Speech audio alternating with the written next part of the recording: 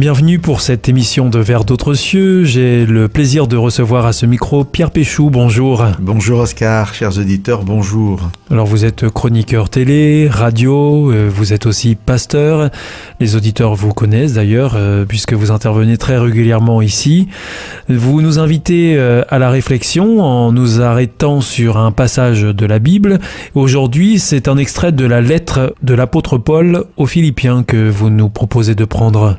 C'est un passage qui se situe au début du chapitre 2, que je vais vous lire. Ce sont les versets 3 et 4. Paul dit « Ne faites rien par ambition personnelle ni par vanité.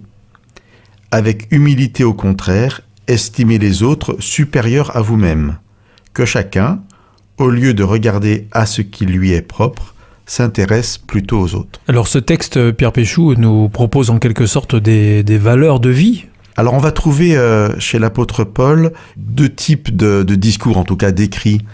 Il va faire une démonstration en se fondant sur Dieu, son existence, sur ce qu'il a fait.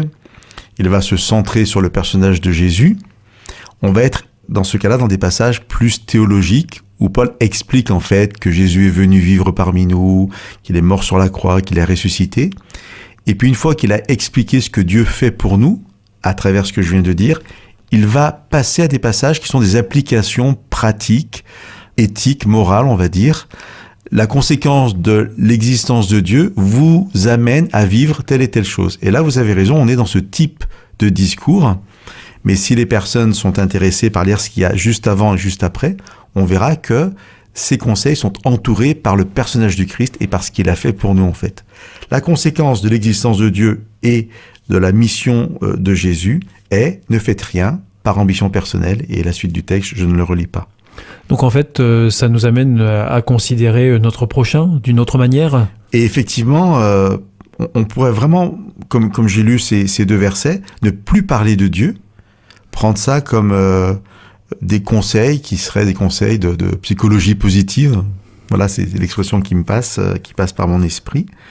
Mais parce que c'est dans la Bible, et parce que je sais que la Bible est inspirée, eh bien, je vais pouvoir mettre ma confiance dans ces conseils qui nous sont donnés par Paul. Et ce que je trouve intéressant, et j'ai eu l'occasion de le dire plusieurs fois à ce micro, j'aime beaucoup cette expression, les lois de Dieu, les conseils de Dieu sont toujours des lois de vie, des conseils de vie. Quand je dis ça, je parle d'épanouissement de notre vie. En fait, ça va participer à notre bonheur et au bonheur de l'autre. Puisqu'effectivement, on va s'intéresser à l'autre, ça va participer à l'épanouissement de l'autre, mais quelque chose qui est bien, qui est super, c'est que aussi, en conséquence, nous allons être beaucoup plus épanouis. Pourquoi est-ce qu'on nous invite à les considérer comme supérieurs, pas simplement égales à nous-mêmes ? Oui, je pense qu'on pourrait trouver d'autres passages dans la Bible où on arrivera à trouver des passages et à prouver effectivement que personne n'est supérieur à l'autre et qu'aux yeux de Dieu, nous sommes tous égaux et entre nous, nous sommes tous égaux. En fait, qu'est-ce que Paul veut dire lorsqu'il dit « supérieur à vous-même », eh bien, il l'explique dans le verset suivant, que chacun, au lieu de regarder ce qui lui est propre, s'intéresse plutôt aux autres. Je pense qu'il faut comprendre de cette façon le supérieur à vous-même. Simplement, ce que Paul nous dit, ce que moi je le traduirai en d'autres termes en disant « essayez de vous décentrer de vous-même ». On est centré sur nous, parce que la vie aussi peut-être le réclame. Notre travail, la nécessité d'avoir un travail, de penser à soi, à sa famille, fait qu'on est beaucoup centré sur soi et sur les problèmes qu'on peut avoir dans le quotidien. Et on n'a pas le temps de penser aux autres. Et là, ces lois de vie dont je parlais tout à l'heure, la loi de vie dont je parlais tout à l'heure, ici c'est décentrez-vous de vous-même, posez votre regard sur l'autre, intéressez-vous à l'autre, et dans l'action que vous mènerez vers l'autre, en fait, vous vous épanouirez vous aussi. Donc c'est plus de solidarité, plus de fraternité en quelque sorte. Et je pense qu'il faudrait inviter chaque auditeur à voir comment il le comprend. C'est peut-être relativiser ses problèmes par rapport aux problèmes des autres. C'est régler certains de ses problèmes en s'occupant des problèmes des autres. C'est être dans des dynamiques de vie. Pardon de répéter cette formule aussi souvent, mais c'est aussi que parfois, en étant centré sur soi-même et sur ses problèmes, on ne trouve pas de solution.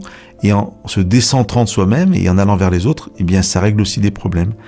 Peut-être ça vaut le coup d'essayer, même si on n'est pas convaincu pleinement, de se dire, allez, je vais regarder un peu l'autre, et puis m'intéresser à lui, l'aider, et peut-être même simplement dans des actions bénévoles, dans des actions associatives, tournées vers l'autre, vers l'aide à la personne, eh bien, je vais m'épanouir et trouver la vie, en fait, peut-être beaucoup plus légère qu'elle ne peut l'être si je reste centré sur mes problèmes.